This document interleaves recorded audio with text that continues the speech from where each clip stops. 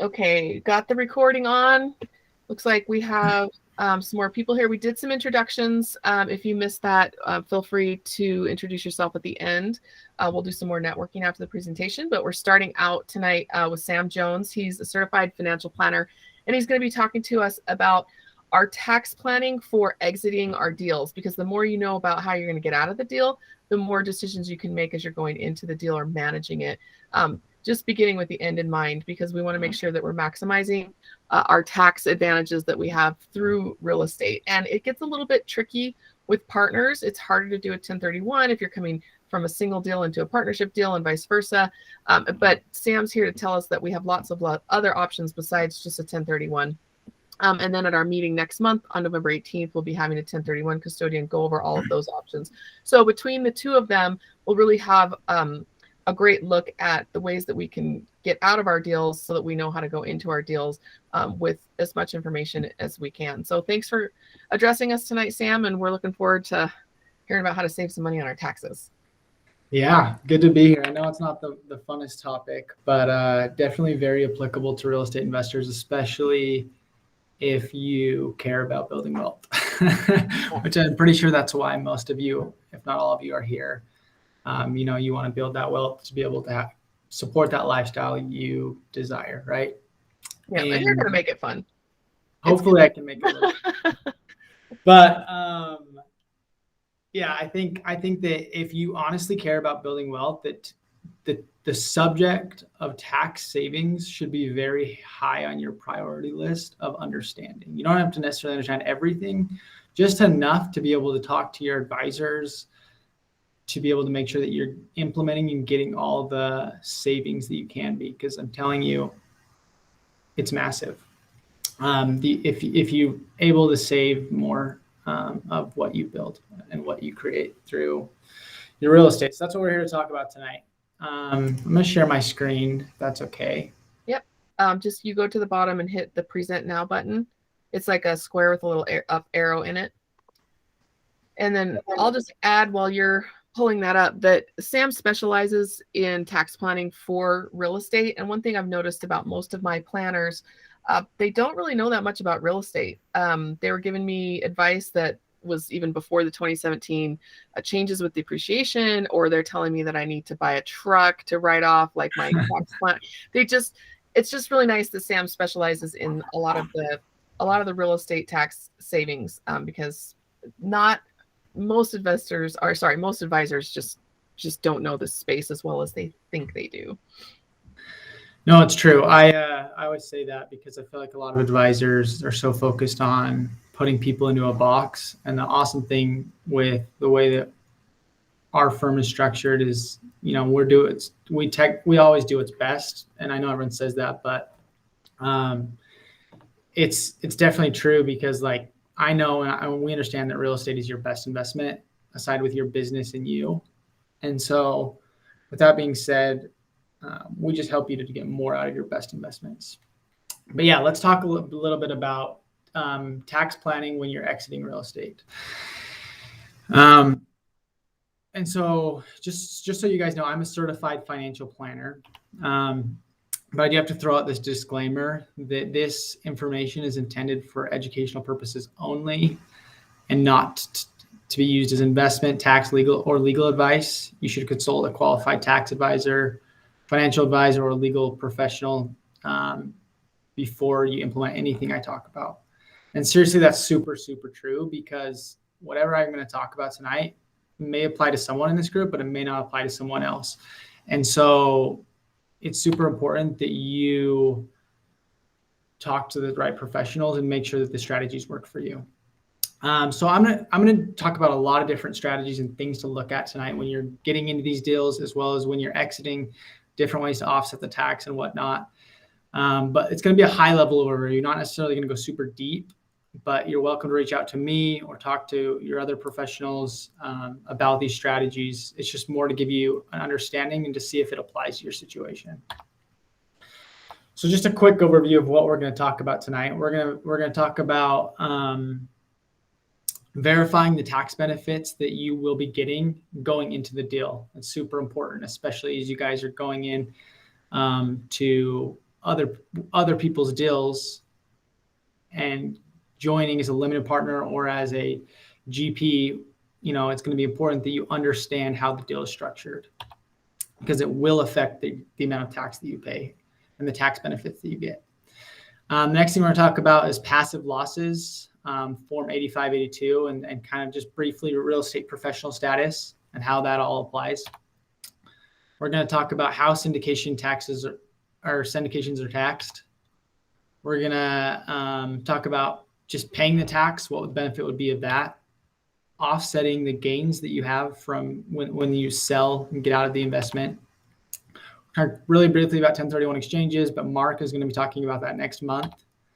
And then we're going to talk a little bit about opportunity funds.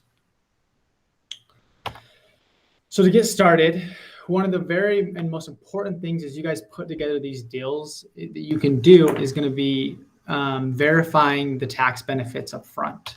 So how do you do that? The first thing you need to do is you need to verify the capital raise, the targeted capital raise, and determine what percent your individual contribution is going to be and how much percent of the total deal you are.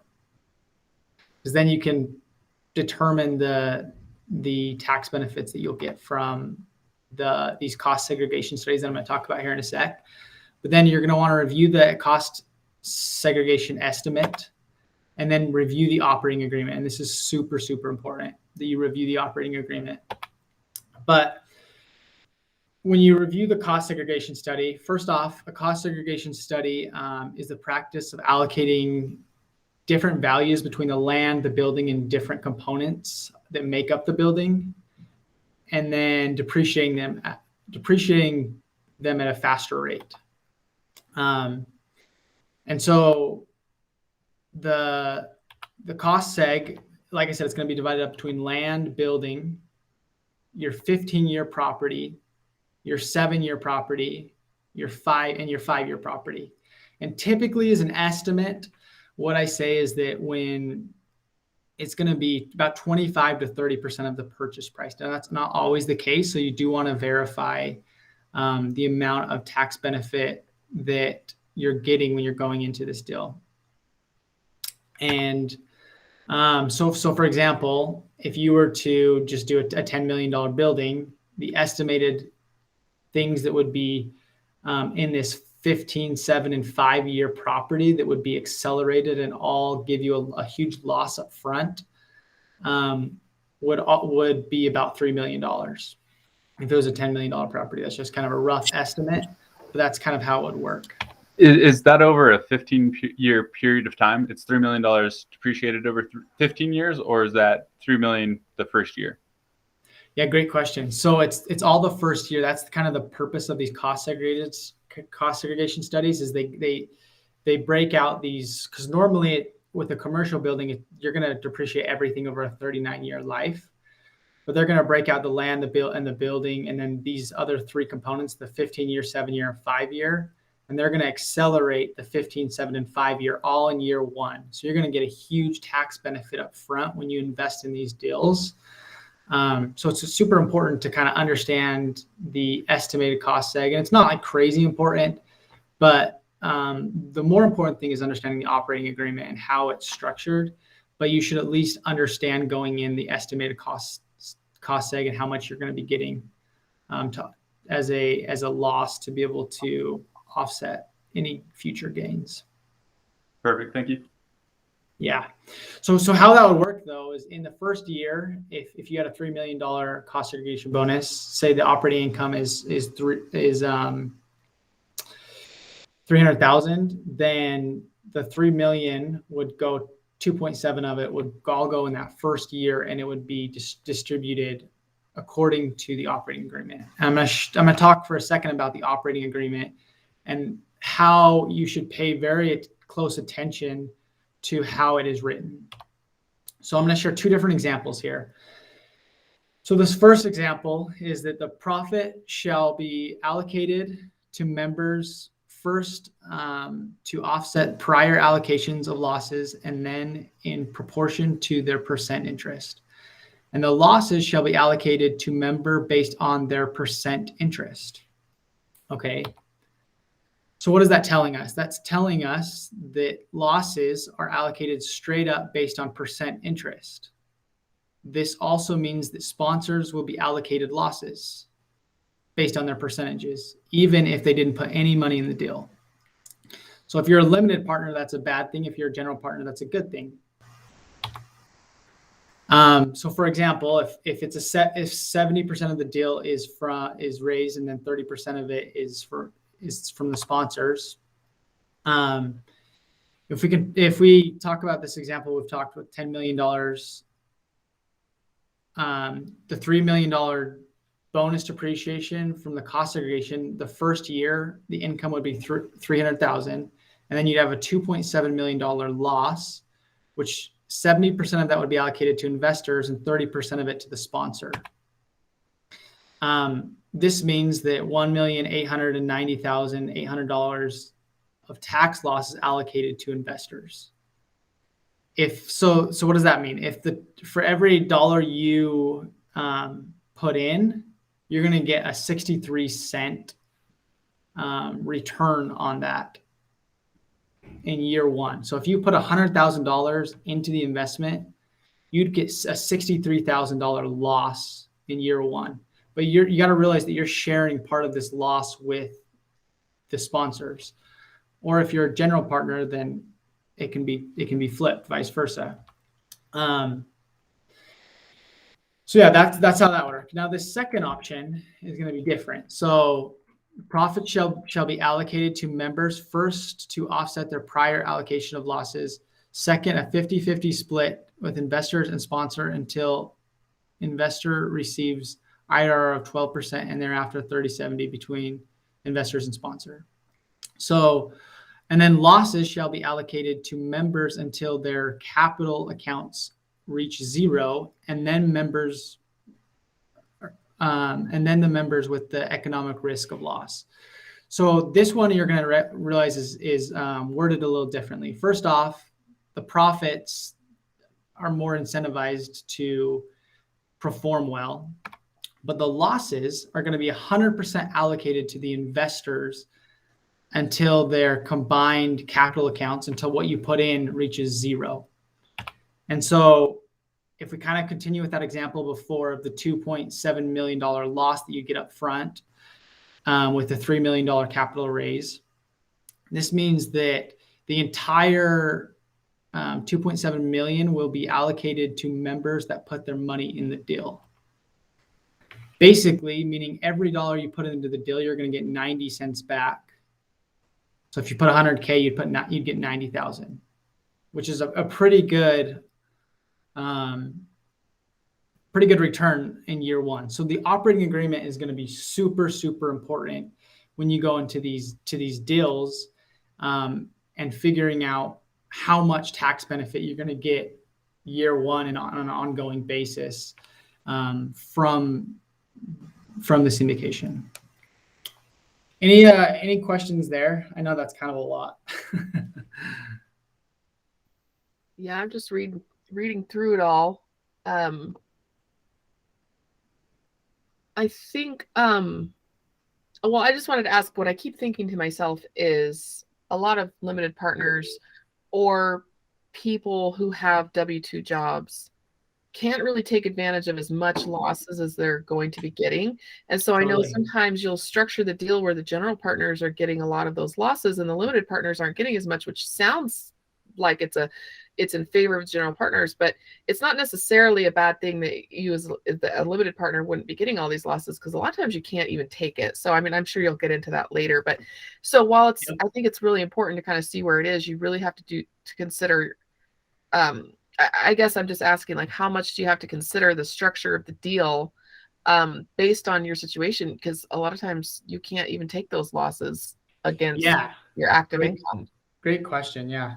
So it depends, and I'll talk a little bit about this more in a minute, but it depends, first off, how much passive income. I mean, do you have a lot of passive income from a lot of other sources? Because if you do, then all that capital or all that loss can offset those passive income from other sources. So if you have other syndicates that you have in, if you have other rental properties that you're invested in, if you have other businesses that you're invested in, not managing, but just invested in as a limited partner, then and you're getting cash flow from those deals every year, it'll offset those. So even if you're just a W-2, it still could have an impact on you. But yeah, you're exactly right, Emma. If you're a W-2, maybe it's like your first deal, you don't necessarily have a ton of passive income. We'll talk more about what that means in a minute. Then it's not necessarily as big of a deal, but I think just understanding it and understanding how it affects you is going to be really important. We also have a couple of questions in the chat if you want to pop over there. Where's that at? So if you look down on the lower right corner, you'll see like a little chat talk bubble. If you click on that, it'll open the chat window. She said, Kathy said, "Are you going to talk about the criteria to actually be able to deduct the losses?" Yes, I'm going to be talking about that. I'll revisit that. If we are an operator, how do we know which approach to take? Yeah, if you're an operator, it really just depends on the kind of things you want to appeal to investors and the kind of benefits that you want to get personally. So I would just say talk to your professionals that are your attorneys, your CPAs, your financial advisors that are helping you structure the deal, and see what makes sense for the kind of people you're trying to attract, as well as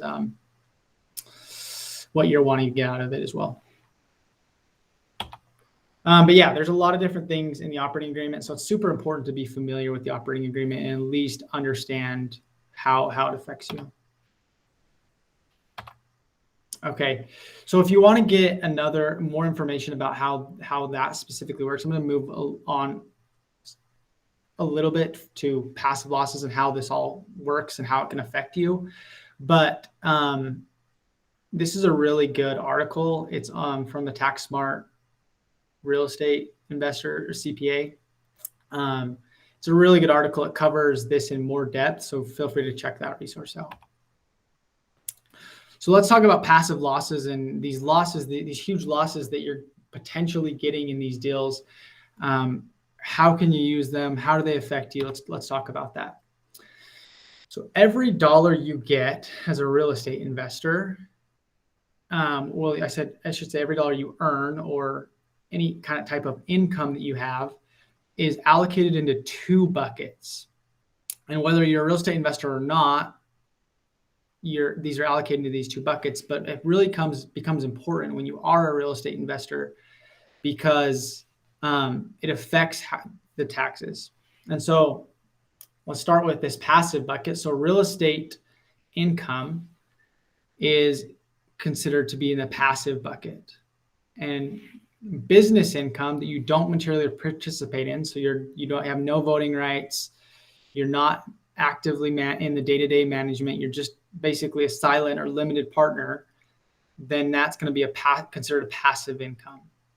As far as non-passive income, that can be like your W-2 day job. That can be business income. If it's an active business, you're materially participating in it, you're managing day to day, and then stock income. So the problem is that these two buckets, so from your real estate income or losses, you can't take something from this bucket to offset this bucket. So if you don't qualify as what's called a real estate professional, you cannot take these losses and offset any of these things, not your business income, not your W-2. The only thing it can really offset is income from other rental real estate or from the deal itself. So that's kind of how that works. The key, though, is if you can qualify as a real estate professional, then you can actually take this real estate income and losses and shift it to the non-passive bucket, which allows you to take those losses and offset it against your W-2 income, against your business income, which can be really, really powerful because you can get this huge loss from the syndicate that you just invested in and then use it to offset your W-2 income and pay way less in taxes.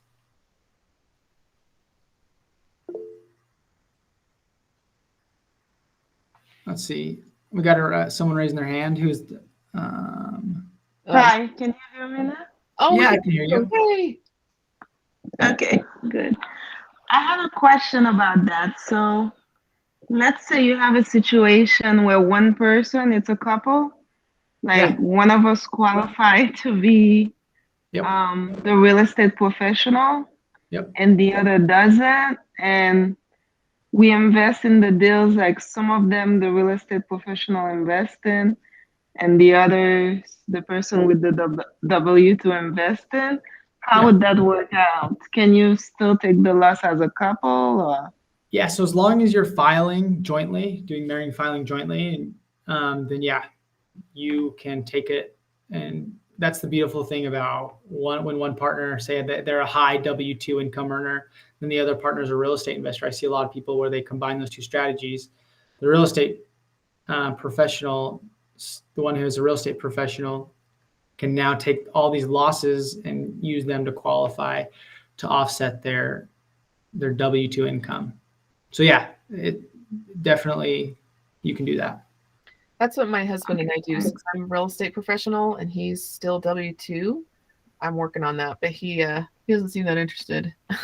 He seems like he likes his job. But anyway, so when we do our taxes, all of the depreciation we get off of my investments offset his W-2 income. And so that's great because we pay a lot less taxes, but we also have a harder time qualifying for mortgages. So if you want to go back in the meeting archives, I think it was back in March, we had a mortgage lender speaking to us about how to maximize your tax write-offs and tax savings while still maximizing your chances to be able to get a mortgage. And so he really helped us through exactly what you're talking about, where we were able to combine the strategies, but still able to get mortgages. Not as much as you'd be able to get without it, but much, much, much better than we were getting before he came onto the scene. And basically he redid our taxes.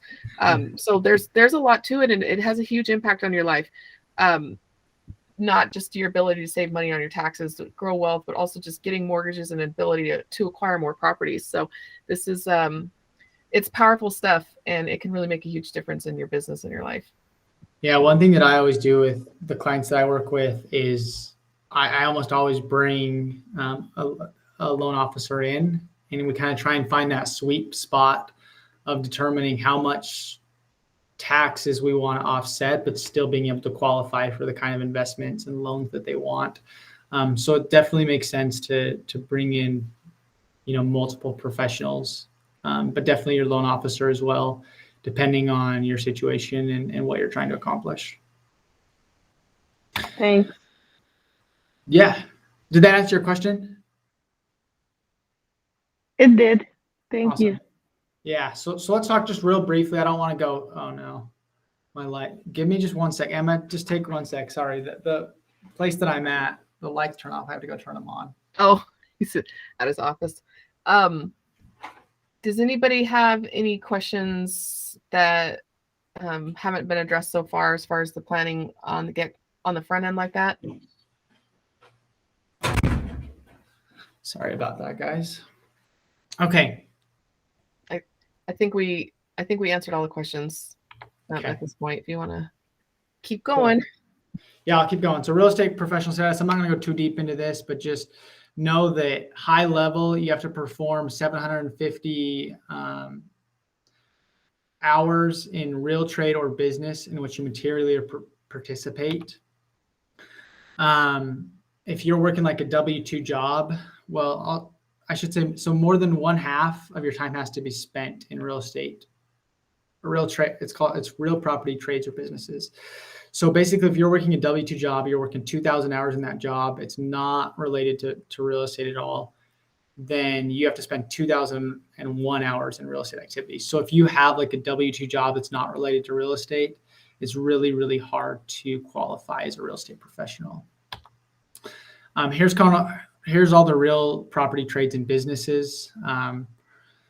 There's real property development, redevelopment, construction, reconstruction, acquisition, conversion, rental, operation, management, leasing, or brokerage, trade, or business. Those are all the kind of high-level overview of how you can qualify for real estate professional status. And again, the powerful thing is if you can qualify as a real estate professional, you can take this huge syndication loss that you just invested in, or even from a rental real estate property, if you cost seg and get a huge loss up front, just like Emma was saying, you can take it and use it to offset your W-2 or your business income.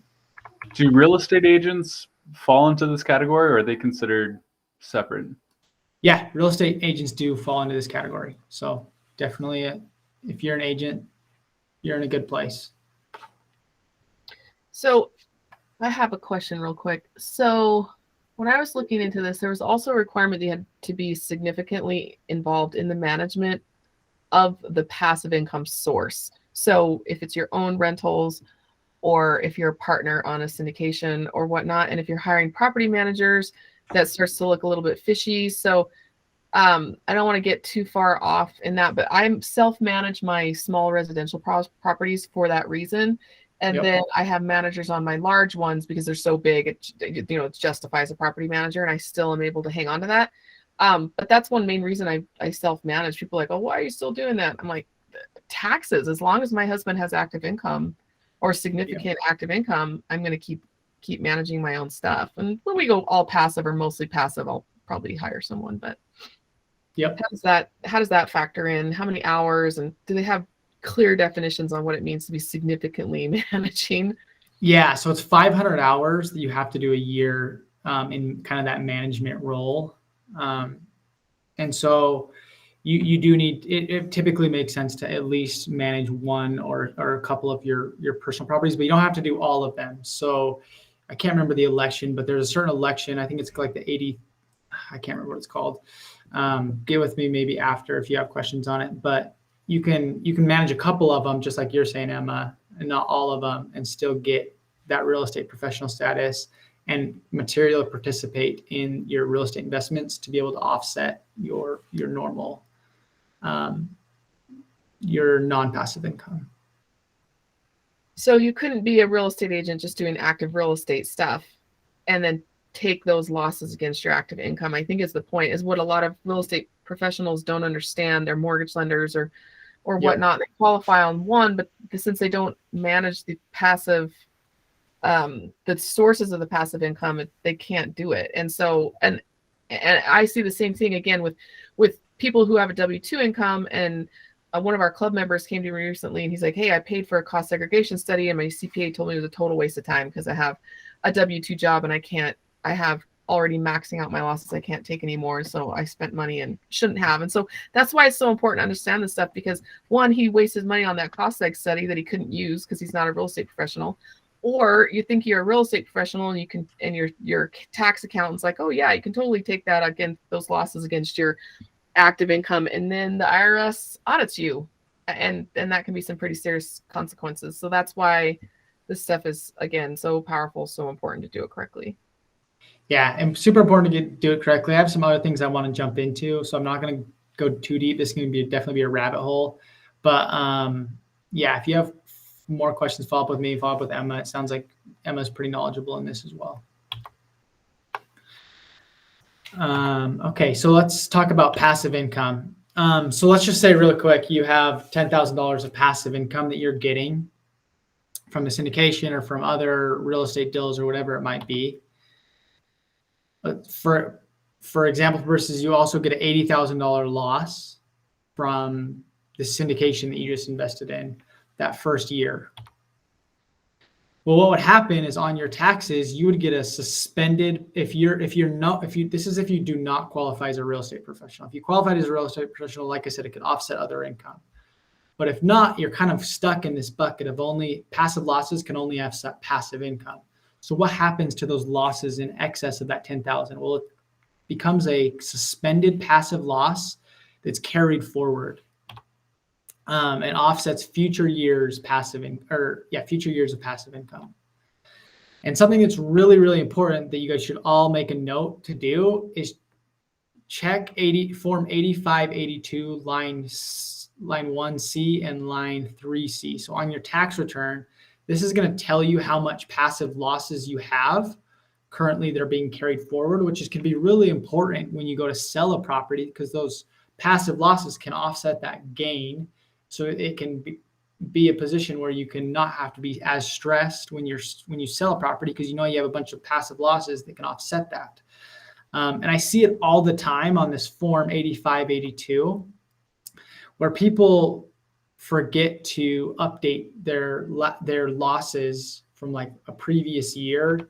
If they switch tax softwares, if they get married, if they get divorced, if they switch CPAs, basically there's a possibility that those losses might not get switched from the old tax return to the tax year to the new tax year, and you could lose out on all of those tax losses. So just if you ever have any of these situations, it's super beneficial to double check that form 8582 on your tax return.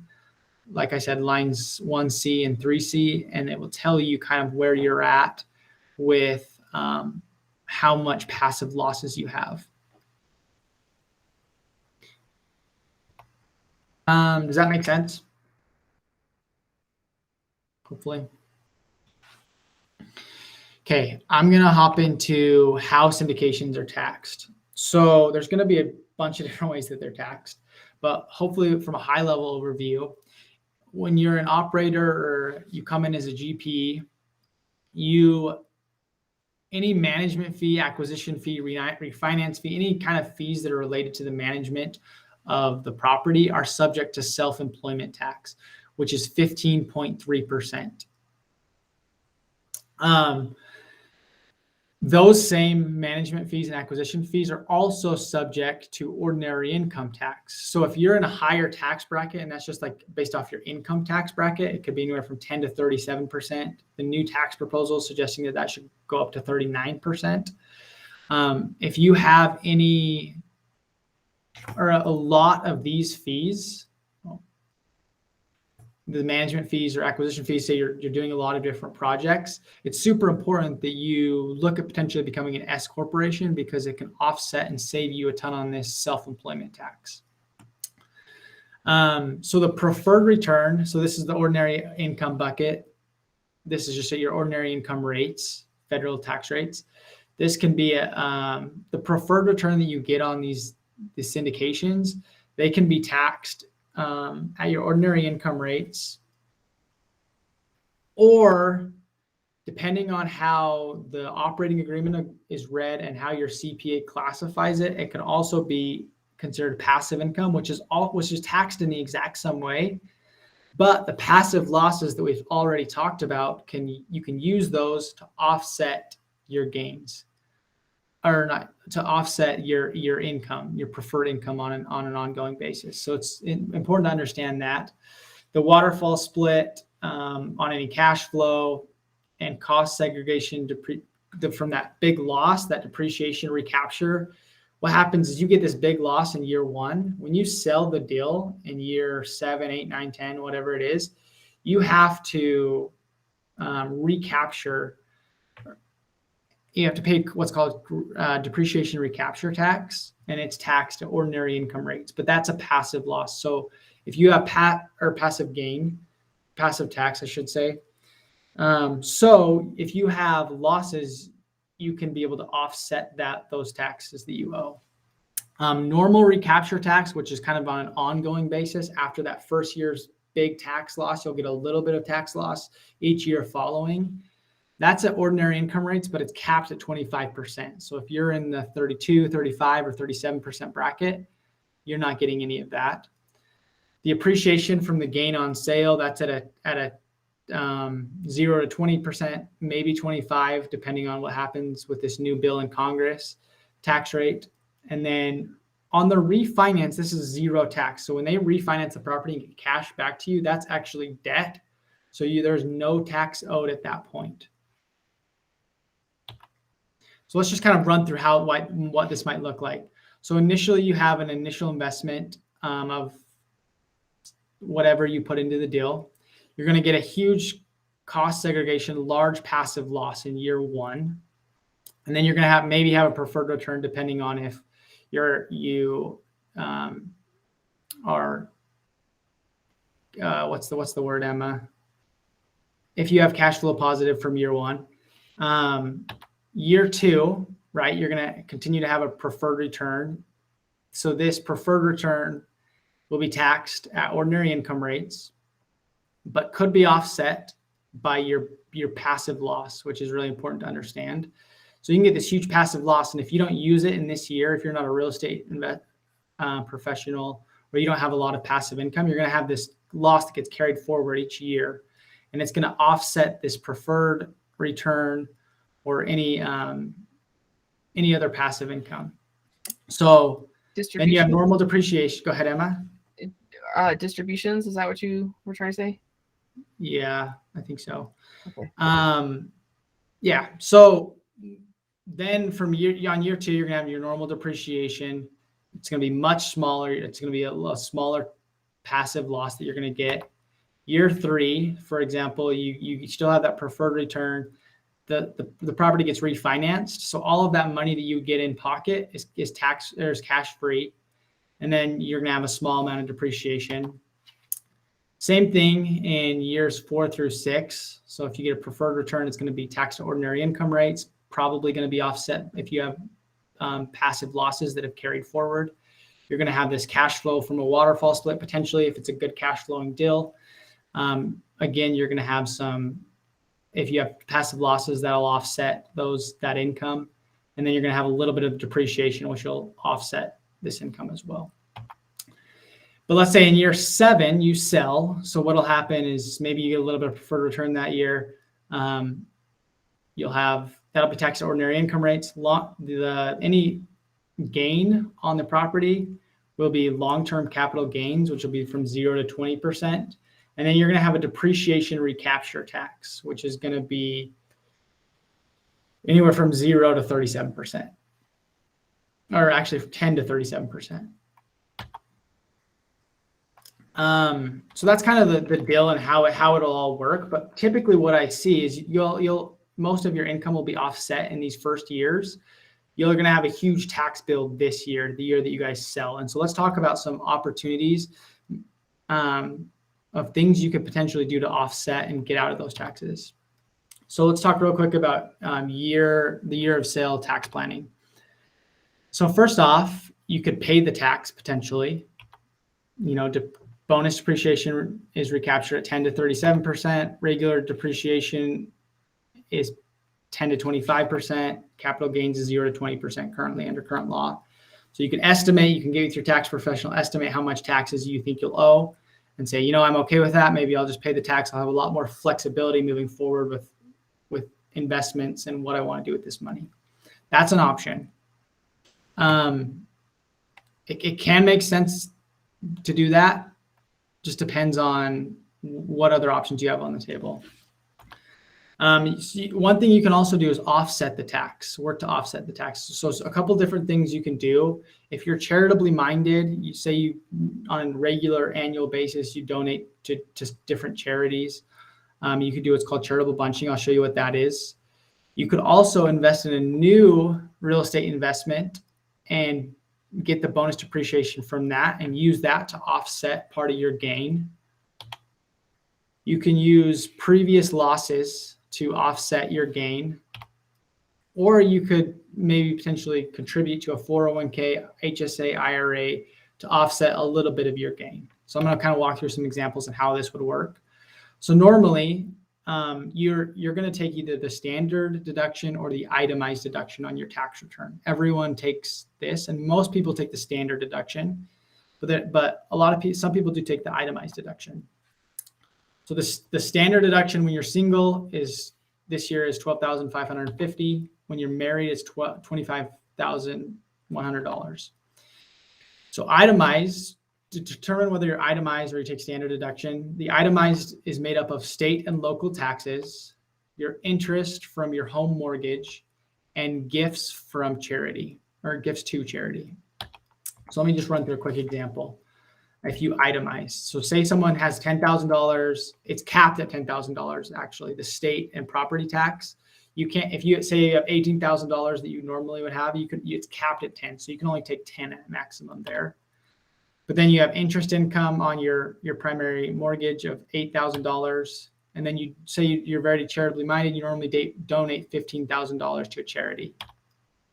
So normally you'd have $33,000 of itemized deduction, which is more than the standard deduction of $25,100 if you're married filing jointly, which means you take the itemized standard deduction and use it to offset your income.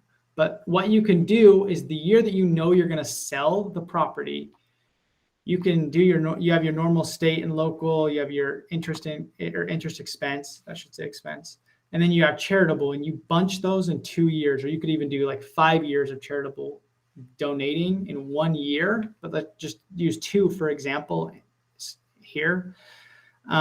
So your now your itemized deduction becomes $48,000, which if we do and then year 2, you would just take the standard deduction because instead of you prepaid your charitable donation, and then you just have the state and interest, and that will be less than the standard deduction. So year 2, you just take the standard deduction. But what that does is you take 48,000 plus the 25,100, and you get $73,000 deduction essentially against your taxable income over 2 years. Well, normally you would just get 66,000. 33 times 2 would be 66,000. So you're winning in 2 scenarios because you have a lot bigger of a deduction the year that you sell. So if you time it right, you can offset a bigger portion of that gain or that income and pay a lot less in taxes because you know you're going to have a big tax year the year you sell.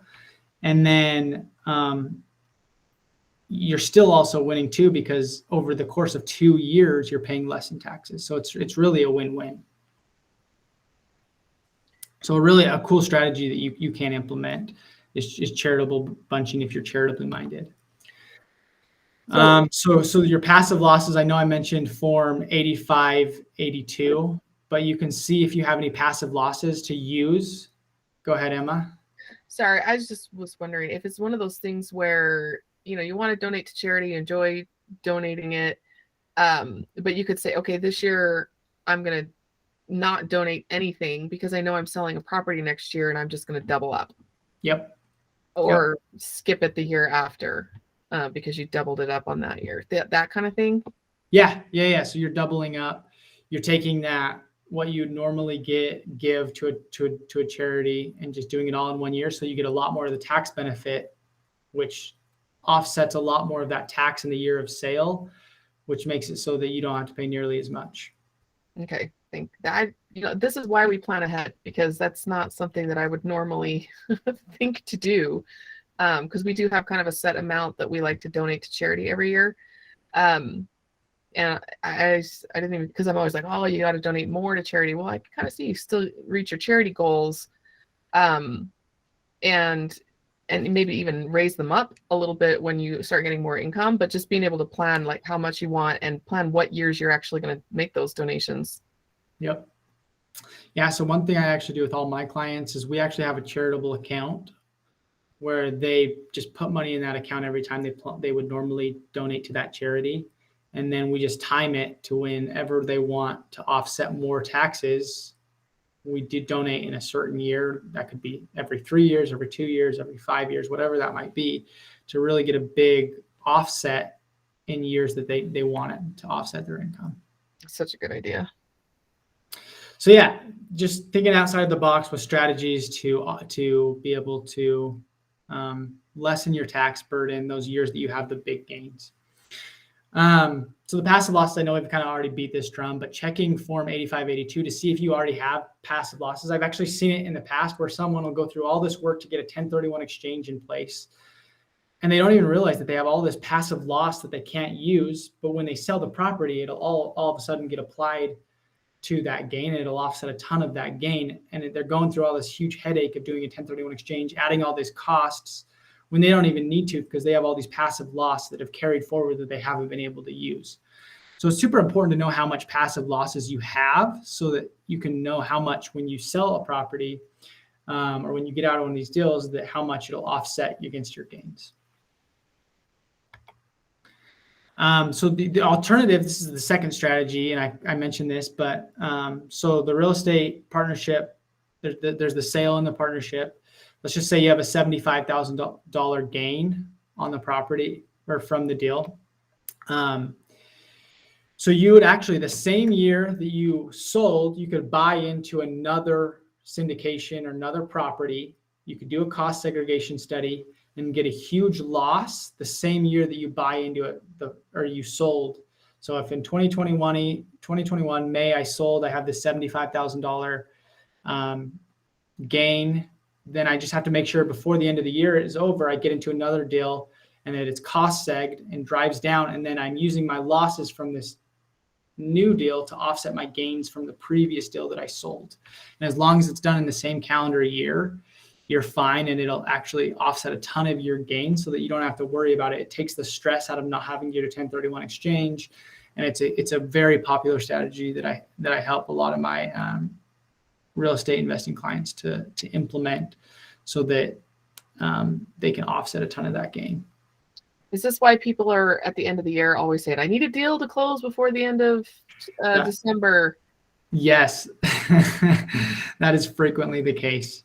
Because that's exactly why, is they want to get in, get the loss, use it to offset the other deal that they got a huge gain on. But yeah, you offset the gain. Hopefully you don't have to pay any in tax or less in tax.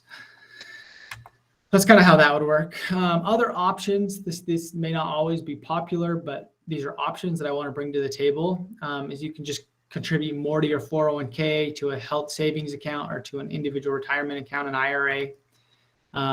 So in the same year that you have the sell, you have that $75,000 gain, you just contribute to more into one of these accounts, depending on if you qualify. There's certain limits, and then essentially you take that, and if you have a lot of ordinary income, it offsets your ordinary income, drives that down, and so you have less to pay.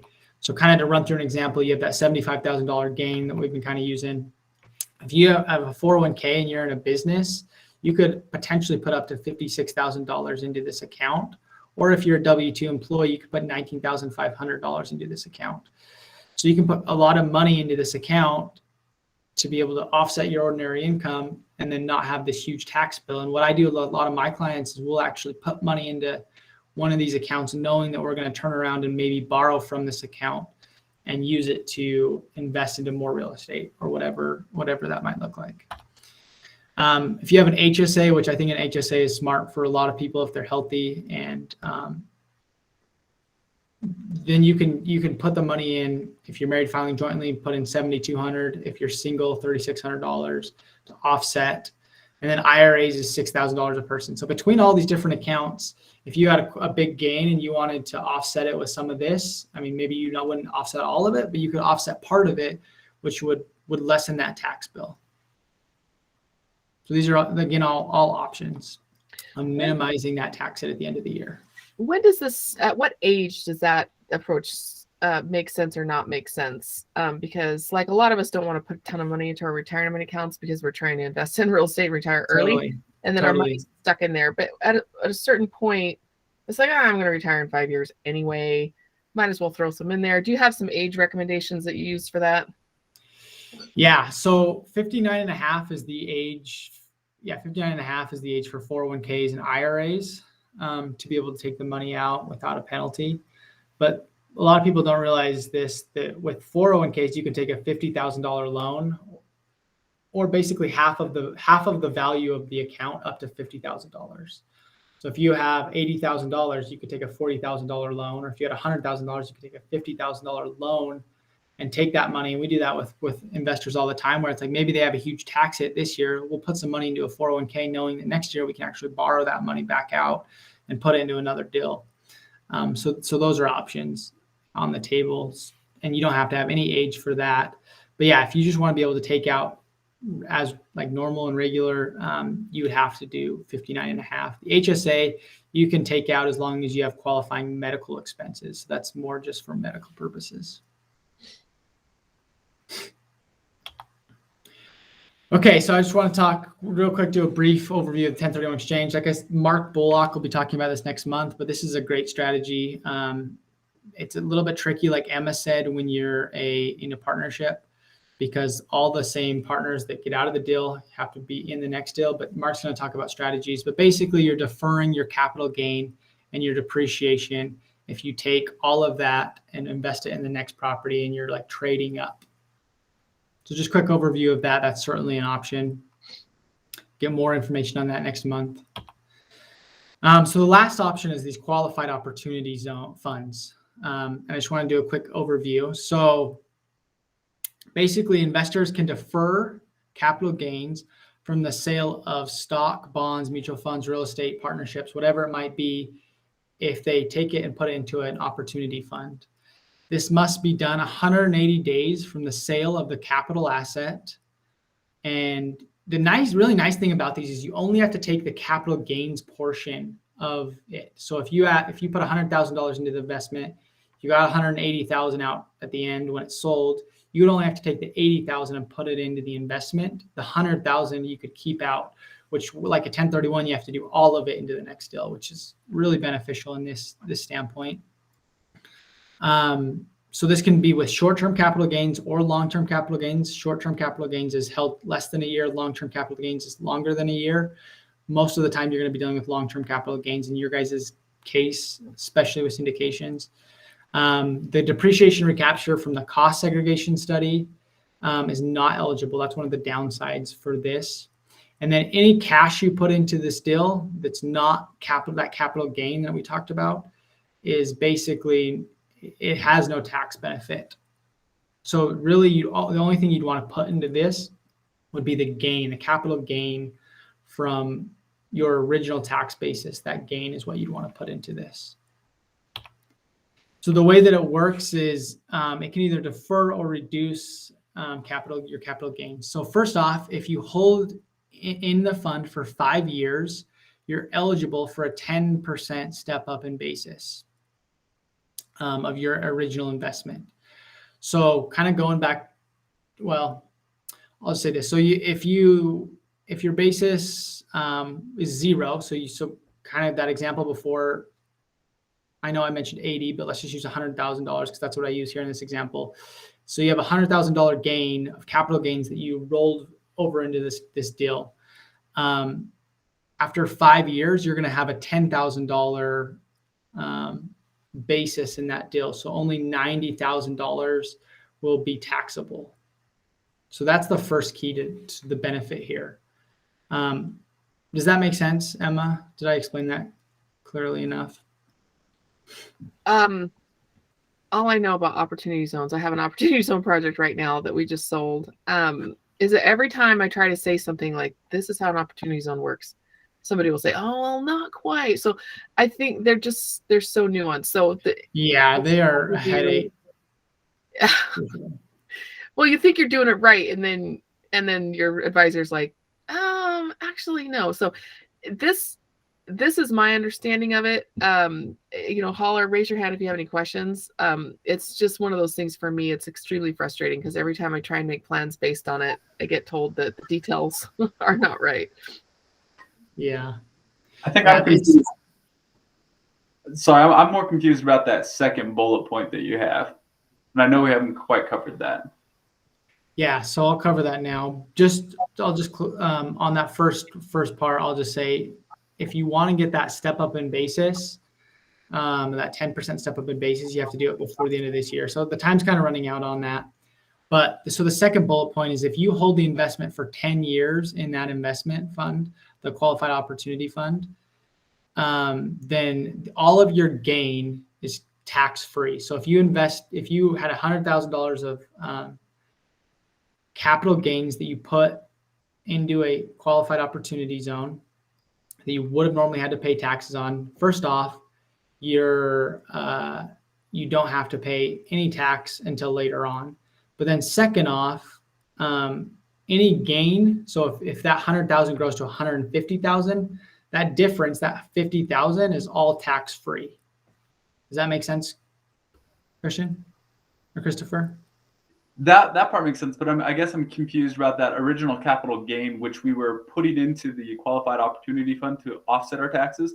We still have to pay taxes on the $90,000 or in this case, the $100,000 at some point, right? Yeah. Tax So not on the 50.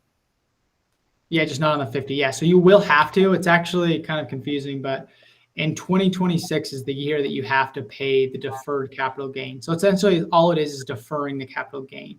So say that $100,000, you don't have to pay any of that until 2026. So you can kind of plan for it. But yeah, that's the biggest thing is the gains are deferred until, and they'll be taxed at their rates in 2026. So if rates are higher, you kind of lose. But yeah, that's how that would work. But if you can keep kicking it down the road, then you can get into another strategy for depreciation or whatever, and keep offsetting. And I think it's just the longer you can keep your own money, the better, the more investments you can make with it, and you can, even if you end up paying taxes later, it's deferred. And even if it's at a higher tax bracket, usually the money that you made off that extra time that you had with it, sounds like you're dating your money, but it's that's why it's nice to know how many strategies there are. So as you're kicking the can down the road, you can continue to switch from one to the other while you're putting your money to work. Yep. Yeah, and what Emma's talking about there is kind of the time value of money concept. So $1 today is worth more than $1 tomorrow. I can not pay taxes on that $100,000 of gain that I would have paid tax on, and I can invest it and grow it a lot more before I have to pay taxes. Kind of that concept. But yeah, kind of just to continue on with this, so you kind of the end date is June 30th, 2027 of when you're eligible, and you're going to report this on Form 8949. But yeah, kind of pros and cons. First, the pro is that you can defer any gain of any asset, including real estate and partnerships, which is exactly what we're talking about today. You can potentially eliminate any capital gain from the Qualified Opportunity Fund if you hold it for 10 years. The downside or the cons is that there's a long hold period. Most people don't want to tie up their money for that long, and the losses that you got from the cost segregation doesn't benefit you for any of that stuff. So those are some of the cons there. But yeah, super awesome. Just to kind of wrap things up, and then we can hop into questions. So it's super important when you're getting into these deals on the front end to be able to review the operating agreement and understand the tax benefits you're going to get up front and how they will affect your specific situation. Really, really important. You can think about using a 1031 or qualified opportunity zones. Those get more complex. So alternatively, you can just work to offset that in the year of sale. You can work with, that's exactly what I do with all my clients. And you really should be working with someone to do like big picture planning and year-end tax planning every time, and plan things out. When you're going to have a sale, save some of these tax strategies for that year so that you can really drive down a lot of that gain in that year. And then you have flexibility still of being able to do whatever you want with the funds, and they're not tied up in these 1031 exchange rules or these qualified opportunity zone rules, because those can get pretty complex.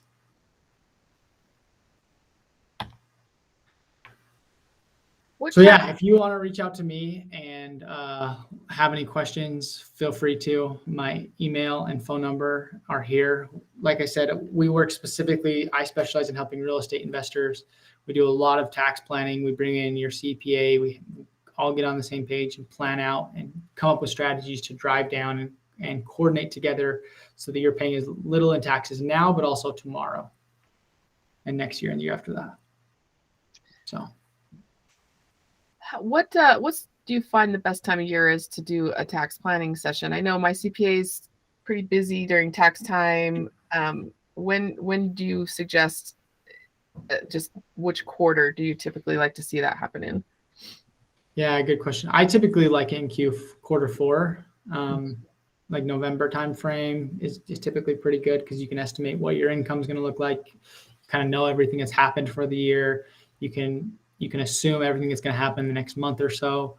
So typically you can be pretty accurate at that point in the year. If you do it too early, you risk not being accurate in your assumptions of what the taxes are going to be at the end of the year. But as well, if you have any big tax moves, I would say reach out to your professionals, or like I should say big real estate moves, and just make sure that you're not missing anything. Do you recommend people reach out before they buy something, like, hey, I'm about to buy this property? Is that a good time to just sit down and have a quick meeting about how to structure it? Yeah, for sure. I definitely don't think it can hurt. Like, you might as well just at least get, like, even if it's a 5-minute, hey, like, just want to double check, like, yeah, you're good. Like, it's just comforting to know that, like, hey, someone has looked at this and there's not going to be any negative tax consequences to what I'm doing.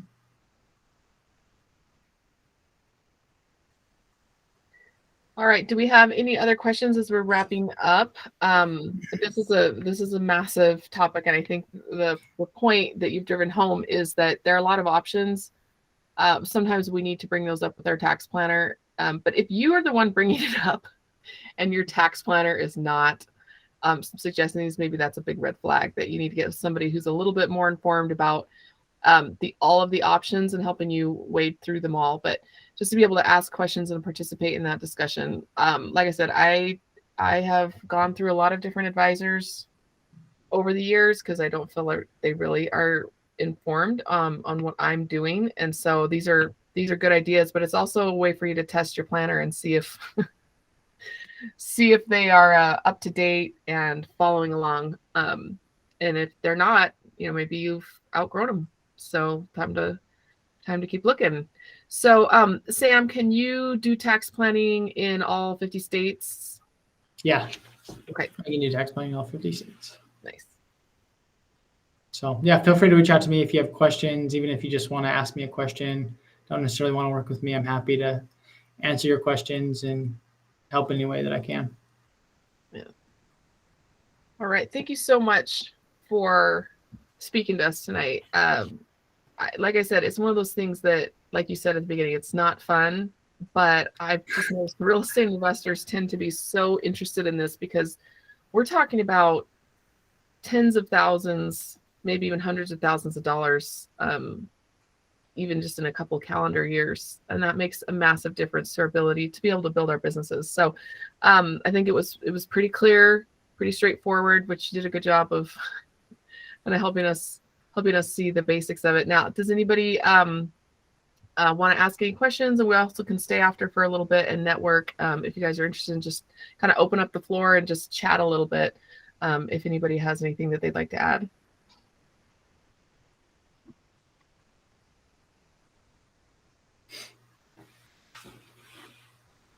All right, I am going to go ahead and stop the recording. And like I said, we can stay after and chat for a little bit if anybody would like to. Thanks for coming tonight. We will see you next week where we're discussing a deal. The week after that, we're discussing another deal. And in 3 weeks, we're going to be going over 1031 exchanges. And then we'll take a little bit of a hiatus for the holiday season. So we will see you all next week. Thank you.